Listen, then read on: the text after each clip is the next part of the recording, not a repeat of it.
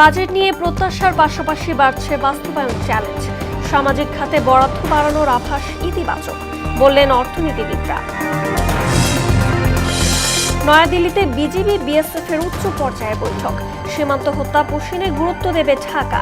প্রতিবেশী দেশের আচরণে বাংলাদেশে অসন্তোষ। টাঙ্গাইলের সখীপুরে ট্রাকের পেছনে পিকআপের ধাক্কায় নিহত 4। কুমিল্লার অরক্ষিত রেল ক্রসিং যেন ভয়ঙ্কর মৃত্যুফাত। 5 বছরে প্রাণহানি 354। এবং লক্ষ্মীপুরের রায়পুরে অপরিকল্পিত সড়ক সংস্কার কাজে চরম দুর্ভোগ। রক্ষণাবেক্ষণের অভাবে বেহাল শীতলক্ষ্যা তীরের ওয়াকওয়ে।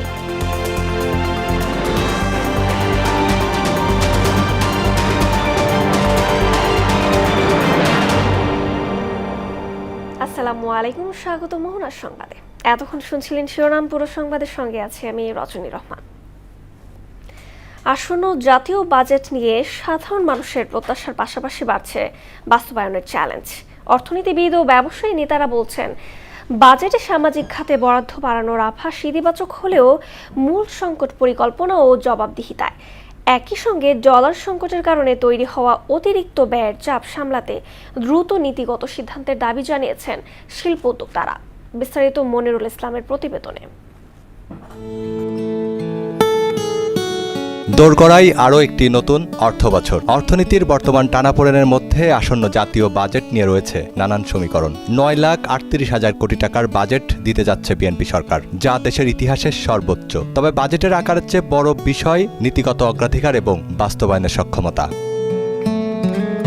সিপিডির নির্বাহী পরিচালক বলছেন, বিগত দিনগুলোতে দেশের উন্নয়ন মূলত ভৌত অবকাঠামোমুখী ছিল। এবার সামাজিক খাতে জোর দেওয়ার আভাস মিলছে, যা ইতিবাচক। তবে কেবল শিক্ষা স্বাস্থ্যে বরাদ্দ বাড়ানোই শেষ কথা নয়, অন্য খাতগুলোতেও নজর দিতে হবে। আমরা তো দেখেছি যে স্বাস্থ্য খাতে বরাদ্দ কম থাকার পরেও স্বাস্থ্য মন্ত্রণালয় সেটা খরচ করতে পারে না। সরকারের ইন্টেনশনটা খুব ভালো, একটা পজিটিভ মুভ বলছি, কিন্তু খরচটা যাতে মান সম্পূর্ণভাবে হয় এবং এটা যেটা আমরা বলি না কেপিআই, কি পারফরমেন্স ইন্ডিকেটর, এই কেপিআই থাকতে হবে যে আমি টার্গেট দিয়ে দিচ্ছি, এগুলো পূরণ করতে হবে।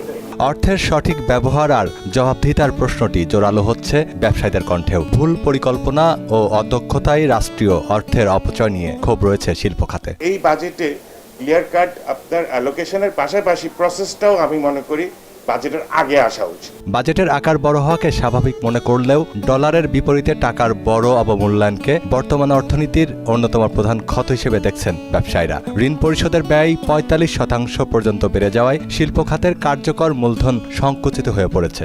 আপনি বড় করতেই থাকবেন, টাকা ডিভ্যালু করতেই থাকবেন। আপনি যে লোনটা আজকে নিয়েছেন অলরেডি কিন্তু আপনি 45% এক্সট্রা পে করছেন, কারণ আপনাকে ডলারটা কিনতে গেলে এখন 124 টাকা কিনতে হচ্ছে। আপনি বড় করেছেন, যখন ডলার ছিল তখন হয়তো 80 টাকা 85 টাকা।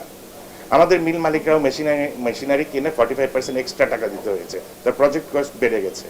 আমাদের ওয়ার্কিং ক্যাপিটালের টাকা সংকুচিত হয়ে গেছে। বিশেষজ্ঞদের মতে শুধু অর্থ বরাদ্দ কিংবা বড় বাজেট ঘোষণা করলেই লক্ষ্য পূরণ হবে না। বরাদ্দ একটা প্রথম পদক্ষেপ। দুর্নীতি অপচয় রোধের পাশাপাশি বৈশ্বিক সংকট মোকাবিলায় দ্রুত সিদ্ধান্ত নেয়ার ফাস্ট ট্র্যাক নীতিকেই আসন্ন বাজেটের প্রকৃত সাফল্য বলে মনে করছেন তারা। দুর্নীতি, আপনি ধরেন এই ঘুষ, তারপরে বিভিন্ন প্রকল্পে এর আগে কিরকম ভাবে খরচ হয়েছে, এইরকম যাতে না হয়, রাষ্ট্রীয় সম্পদের যে অপচয়, এই অপচয়টা যাতে না হয়, সেটাই কিন্তু মূল বিষয়। মনিরুল ইসলাম, মোহনা সংবাদ, ঢাকা। নয়াদিল্লিতে বাংলাদেশ ও ভারতের সীমান্তরক্ষী বাহিনীর শীর্ষ স্তরের বৈঠক শুরু হচ্ছে আজ থেকে। সেজন্য সোমবার দিল্লিতে পৌঁছেছেন বাংলাদেশি বাহিনীর প্রধান মেজর জেনারেল মোহাম্মদ আশরাফুজ্জামানের নেতৃত্বাধীন বিজিবির প্রতিনিধি দল।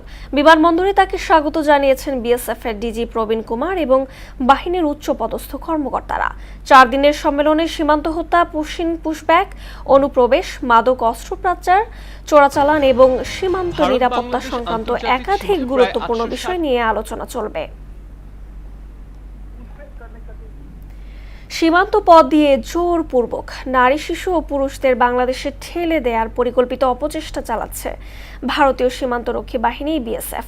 প্রতিবেশী দেশটির এমন আচরণ নতুন করে ভাবাচ্ছে বাংলাদেশের জনগণকে। সাধারণ মানুষের দাবি, পুশিন বন্ধ না হলে রোহিঙ্গা সংকটের মতো নতুন বোঝা সৃষ্টি হবে।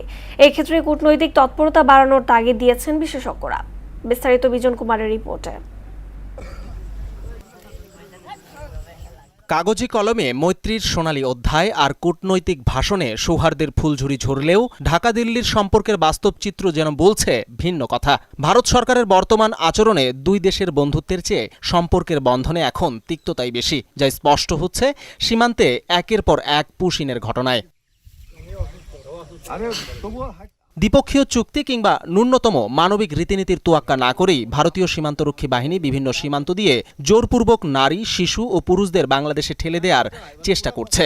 একের পর এক পুশিনে বাড়ছে উদ্বেগ, নিরাপত্তা শঙ্কা। পুশিনের মাধ্যমে আসলে বিভিন্ন এক্সট্রিমিস্টদের মধ্য দিয়ে বাংলাদেশকে অস্থিতিশীল করার একটা চেষ্টা করা হচ্ছে। বাংলাদেশে বিশৃঙ্খলা সৃষ্টি করার মতো ভারতীয় কোনো এজেন্সি থাকবে কিনা সেটা তো আমরা নিশ্চিত না। বাংলাদেশের সার্বভৌমত্বের জন্য হুমকি, বাংলাদেশের নিরাপত্তার জন্য এটা হুমকি। সম্প্রতি মেহেরপুরের তেঁতুলবাড়িয়া, ঠাকুরগাঁয়ের হরিপুরের মশালগাঁও এবং দিনাজপুরের বিরামপুর সীমান্ত দিয়ে অনেক মানুষকে বাংলাদেশে ঠেলে দেওয়ার চেষ্টা করে বিএসএফ। তবে বিজিবি ও স্থানীয়দের কঠোর প্রতিরোধে তা ব্যর্থ হয়। এটা ডেফিনেটলি আমাদের দেশের জন্য ভালো না। আমরা তো গত কয়েক বছর ধরে আমরা সাফারার রোহিঙ্গার ইস্যুতে, জিওগ্রাফিক্যালি ল্যান্ড এরিয়া আমাদের এমনিতেই কম, সেক্ষেত্রে এই ওভার পপুলেটেড কাউন্ট্রিতে এদের বাসস্থানের অ্যালোকেশন করা আমাদের দেশের সরকারের জন্য একটা চ্যালেঞ্জিং। বিশেষজ্ঞরা বলছেন, পশ্চিমবঙ্গ বিধানসভা নির্বাচনকে সামনে রেখে রাজনৈতিক প্রতিশ্রুতি বাস্তবায়ন চেষ্টার অংশ হিসেবেই সীমান্তে বাড়ছে পুশিনের ঘটনা, যা দেশের জন্য হুমকি স্বরূপ। বিজেপির যে বিজয় এবং যেই ম্যান্ডেটে বিজয় এবং যেই সিস্টেমে বিজয় হলো, জেতার পরে স্বাভাবিকভাবে দেখানো তার কনস্টিটুয়েন্সিকে যে আমি যেই প্রমিস নিয়ে এসেছি সেই প্রমিস আমি রাখছি। সমস্যা সমাধানে প্রয়োজনে প্রতিবেশী রাষ্ট্রটির সঙ্গে আলোচনায় বসার তাগিদ দেন এই আন্তর্জাতিক সম্পর্ক বিশ্লেষক। যে কোনো দেশে যারা ওভারস্টে করে বা আনলফুলি থাকে ইত্যাদি, তারা কিন্তু একটা ডিউ প্রসেসের মাধ্যমে তাকে প্লেনে ওঠানো হয়। আমি যে কোনো বিষয় যদি সমাধান করতে হয় তাহলে আমার আলোচনার কোনো কি বলা বিকল্প নেই। তার মতে পুশিন ইস্যুতে ভারতীয় নাগরিকদেরও সচেতন হওয়া জরুরি। ভারতের জনগণ তার সরকারকে প্রেশার দিতে পারে যে না, তুমি যেটা করছো এটা আনলফুল। বিজন কুমার, মোহনা সংবাদ, ঢাকা। সামাজিক যোগাযোগ মাধ্যমে বিভ্রান্তিকর তথ্য ও অপতথ্য প্রতিরোধে সাইবার আইন সংশোধনের উদ্যোগ নেওয়া হচ্ছে বলে জানিয়েছেন স্বরাষ্ট্রমন্ত্রী সালাউদ্দিন আহমেদ। সোমবার বিকেলে জাতীয় সংসদ অধিবেশনে সংসদ সদস্য বেগম হেলেন জেরিন খান এর প্রশ্নের জবাবে তিনি এই কথা বলেন। সংসদ সদস্য জানতে চান, সামাজিক যোগাযোগ মাধ্যমে বট নিয়ন্ত্রিত অ্যাকাউন্ট, এআই জেনারেটেড ছবি ও ভিডিও ব্যবহার করে বিভিন্ন ব্যক্তিদের চরিত্র হনন সহ বিভ্রান্তিকর প্রচারণা প্রতিরোধে সরকার কী পদক্ষেপ নিচ্ছে। উত্তরে মন্ত্রী বলেন, ফেসবুক সহ সামাজিক যোগাযোগ মাধ্যম প্ল্যাটফর্মগুলোর বিরুদ্ধে সরাসরি ব্যবস্থা নেওয়ার কোনো বিধান না থাকায় সরকার কেবল অনুরোধ করতে পারে। বিদ্যমান আইন সংশোধন হলে দ্রুত বিভ্রান্তিকর কন্টেন্ট অপসারণ সহ প্ল্যাটফর্মগুলোকে জবাবদিহিতার আওতায় আনা যাবে বলে জানান স্বরাষ্ট্রমন্ত্রী।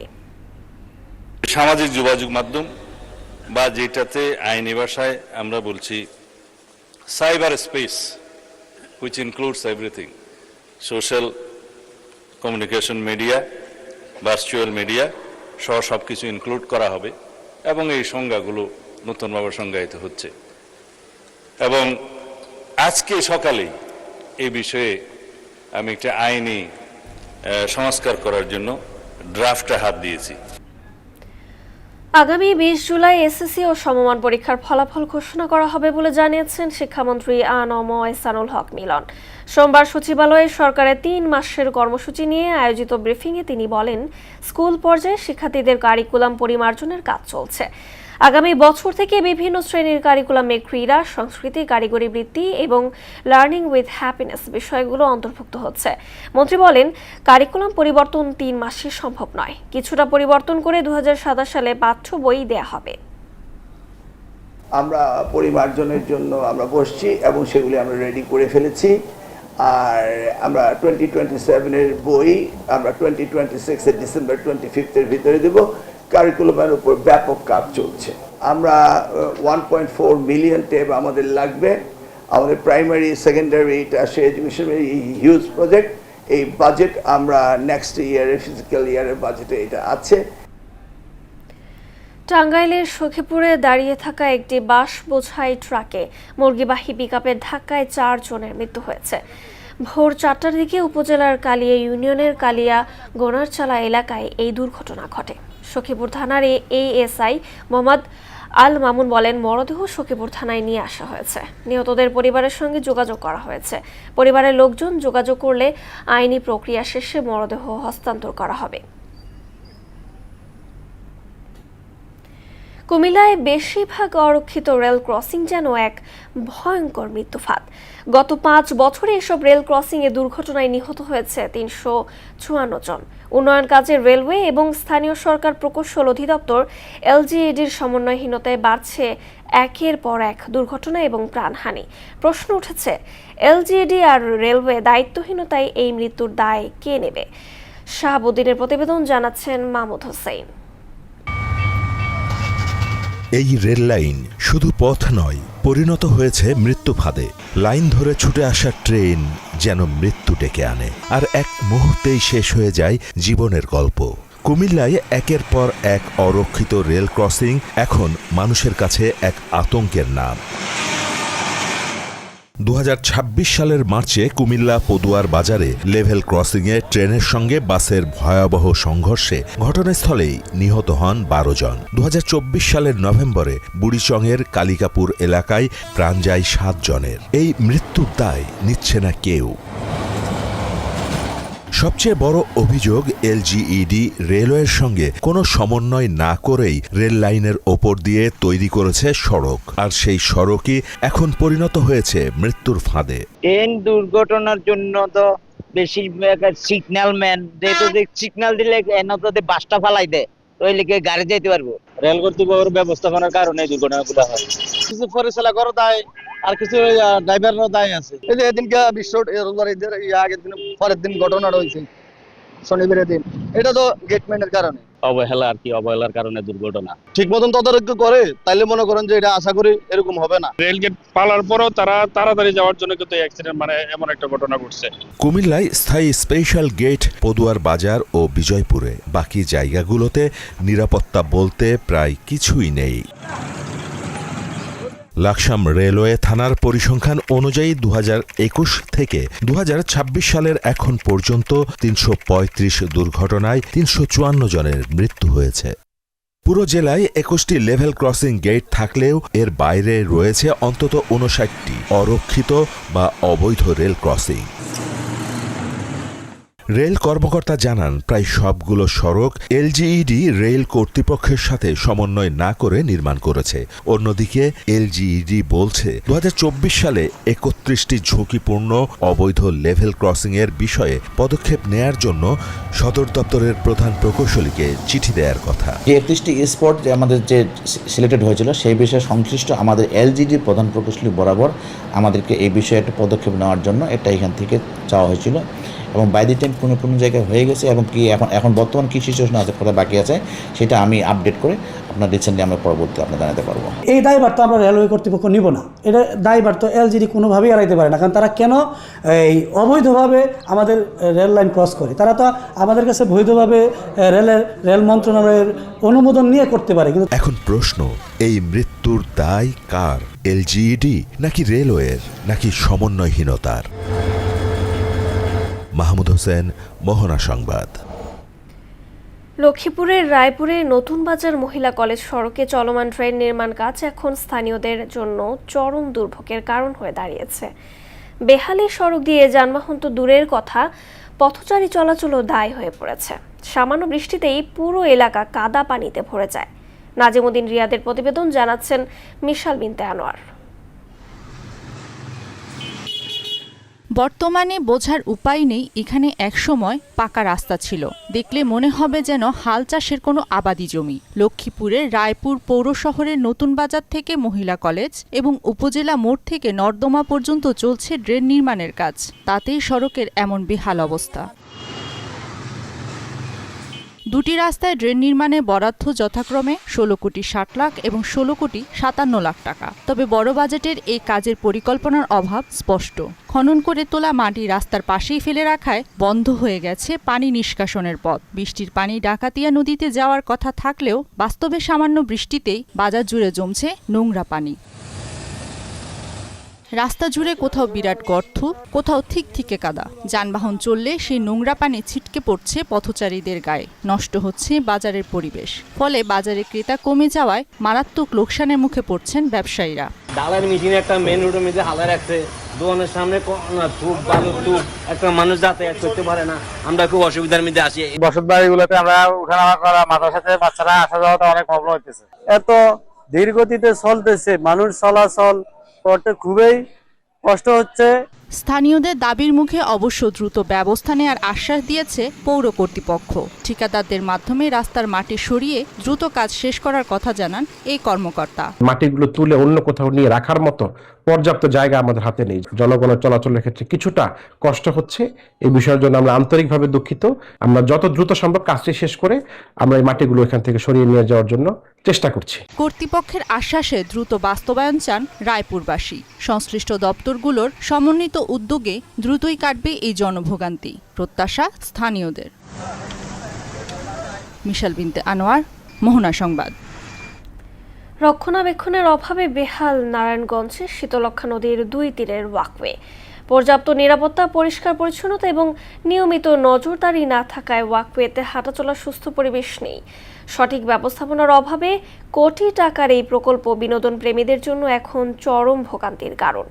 আজমির ইসলামের প্রতিবেদন, জানাচ্ছেন তাহসিন তারিন।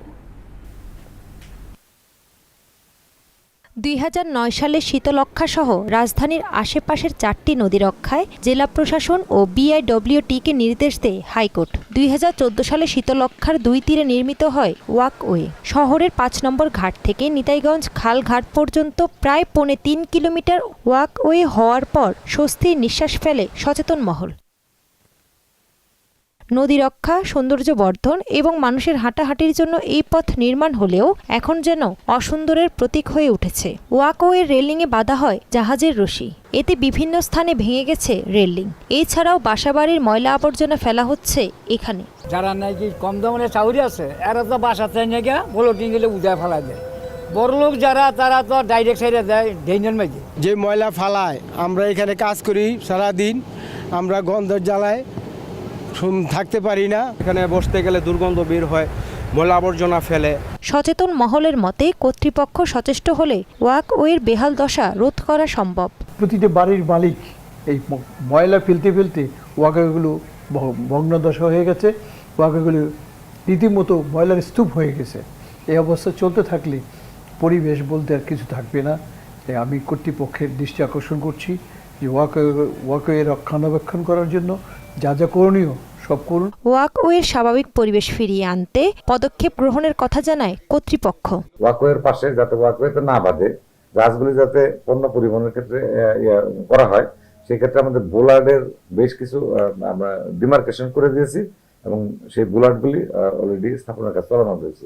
এই বোলার্ডগুলি যদি স্থাপন করা হয় তো সেক্ষেত্রে আপনার ওয়াকওয়েতে বাধার প্রবণতা কমে আসবে। পুতিময় দুর্গন্ধ নয়, সুন্দর পরিবেশে ওয়াকওয়েতে মানুষ হাঁটতে পারবে, এমনটাই প্রত্যাশা সবার। তাহসিন তারিন, মোহনা সংবাদ। গেল 24 ঘন্টায় হাম ও এর উপসর্গে 8 শিশুর মৃত্যু হয়েছে। ওই সময়ে আক্রান্ত হয়েছে 1185 জন। যদিও চিকিৎসকরা জানান হামের প্রাদুর্ভাব অনেকটাই কমেছে। কিছুদিনের মধ্যেই স্বস্তি ফিরবে বলে মনে করছেন তারা। বিশেষ টিকা ক্যাম্পেইনের ফলে এই রোগে নতুন আক্রান্তের সংখ্যা নিয়ন্ত্রণে রয়েছে। এদিকে হামে আক্রান্ত রোগীর চাপের বিপরীতে হাসপাতালগুলোর সেবার মান নিয়ে প্রশ্ন তুলছেন স্বজনরা। এমআর আসাদের রিপোর্ট।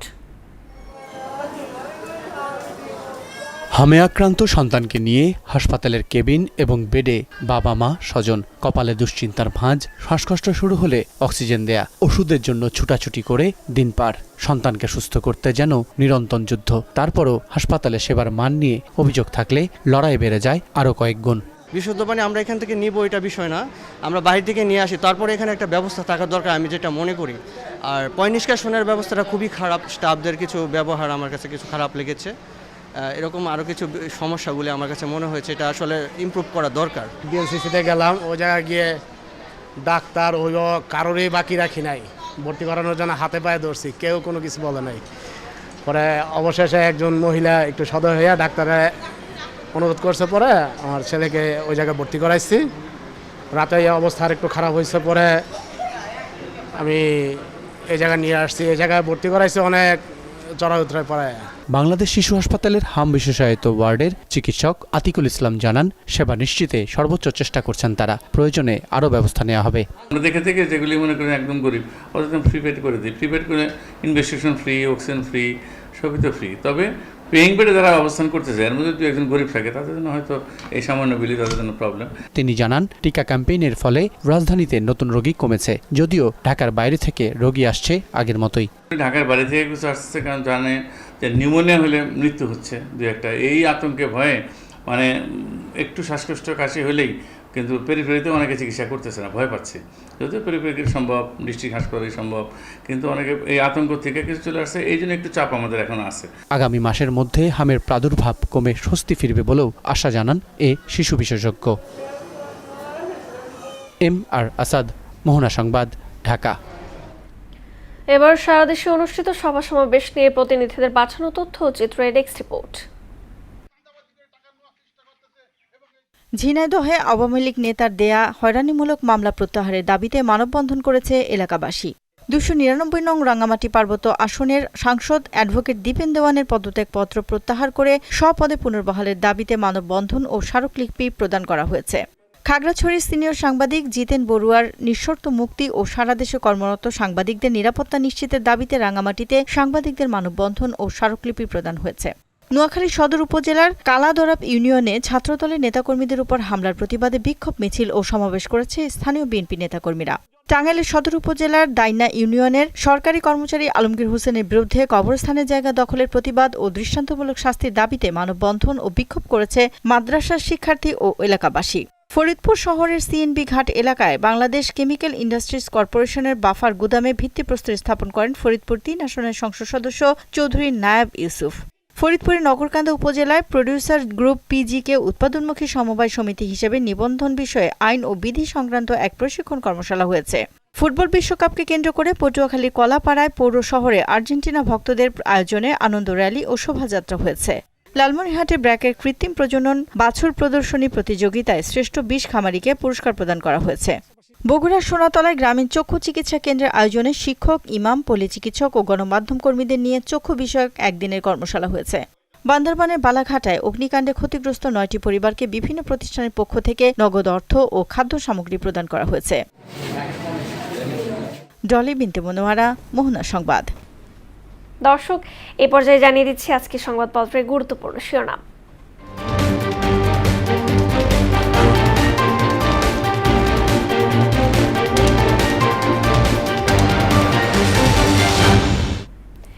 দর্শক, শুরুতেই জানিয়ে দেব প্রথম আলো সংবাদপত্রের শিরোনাম। আবারও পাল্টাপাল্টি হামলা, ঠেলে পাঠানোর চেষ্টা চলছেই, বৈঠকে বিজিবি বিএসএফ। দৈনিক ইত্তেফাক, স্থানীয় নির্বাচন ঘিরে তৎপর প্রার্থীরা, প্রস্তুত হচ্ছে ইসি। ব্যবসা পরিচালনায় লাইসেন্স অনুমোদন প্রক্রিয়া ও কর সেবা সহজ করা হচ্ছে। লাইসেন্সের মেয়াদ 5 বছর করা হতে পারে। সমকাল শিরোনাম করেছে, বাজেটের অর্থায়নই বড় চ্যালেঞ্জ। সরবরাহ মেলেনি, পেছালো ভিটামিন এ ক্যাম্পেইন। বাংলাদেশ প্রতিদিন, ঋণের ফাঁদে আটকা মানুষ। অপচয়ের বিরুদ্ধে যুদ্ধে সামনে থেকে নেতৃত্ব দিচ্ছেন প্রধানমন্ত্রী। ইউনুসের কালো আইনে অর্থনীতির সর্বনাশ। যুগান্তর, কড়া অবস্থানে বিজিবি, দিল্লিকে 13 চিঠি, পশ্চিম মানবে না ঢাকা। ক্ষেত্র বিশেষে থাকছে নিষ্ক্রিয়, এখনো ছন্দে ফেরেনি পুলিশ। আমার দেশ শিরোনাম করেছে, এই বছরও হচ্ছে না স্থানীয় সরকারের 3 নির্বাচন। সংসদের স্বরাষ্ট্রমন্ত্রী, গুজব ঠেকাতে সংশোধন করা হচ্ছে সাইবার সুরক্ষা আইন। সর্বশেষ জানিয়ে দিচ্ছি দ্য ডেইলি স্টারের শিরোনাম। Audit of bank donation 2015 to 2024. টাকা 1,243 crore followed to PM's fund entities linked to Hasina. Iran-Israel halt strikes on each other for now. এই ছিল সংবাদপত্রের গুরুত্বপূর্ণ শিরোনাম। শেষ করব মোহনা সংবাদ, যাবার আগে শিরোনামগুলো আরো একবার।